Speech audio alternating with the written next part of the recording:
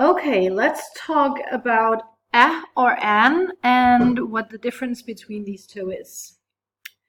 From Danish, you may know that we sometimes use en and sometimes it before our nouns. We say et bord, et glas, et teaterstykke. But then we say en saks, en kat, en lektiebog. And we actually don't have any linguistic rules, so you just have to know whether to use en or it, or you have to look it up in a dictionary. In English, however, we do have some rules to tell us whether to use a or an.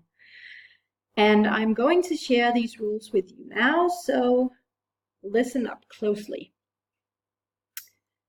If the following word begins with a vowel sound, altså en vokallyd, og det er dem, man kan synge på, then we use an instead of a.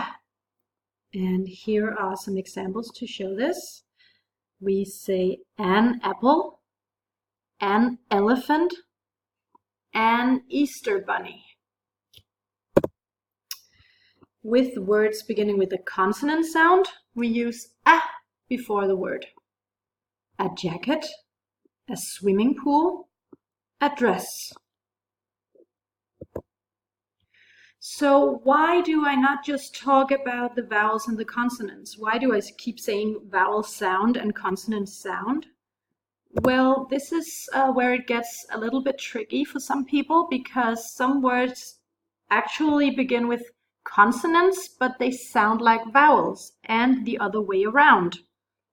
So, for instance, the word an hour.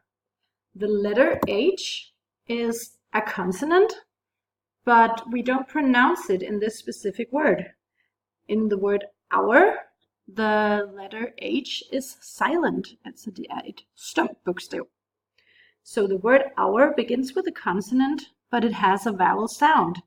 And therefore we put an instead of a before this word. An hour. And the same also goes with an honest man and an heiress.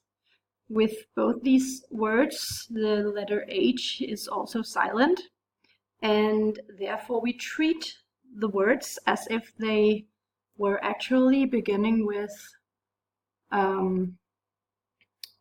consonants. No, sorry, with vowels instead of consonants, and the other way around. So words beginning with vowels with consonant sounds could be a yellow fish. Here the Y, it actually almost sounds like the Danish J as a j, a yellow fish. And the same goes with a year down the road, the best university in the country. He is a young man.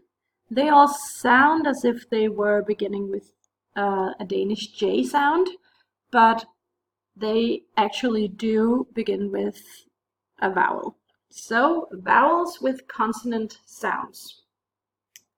Therefore, we treat these words as if they were beginning with the opposite, and we use a in front of the word instead of an. So it's actually quite simple. All you do need to remember is that if the word following is beginning with a vowel sound, you use an. And if the word begins with a consonant sound, you use a.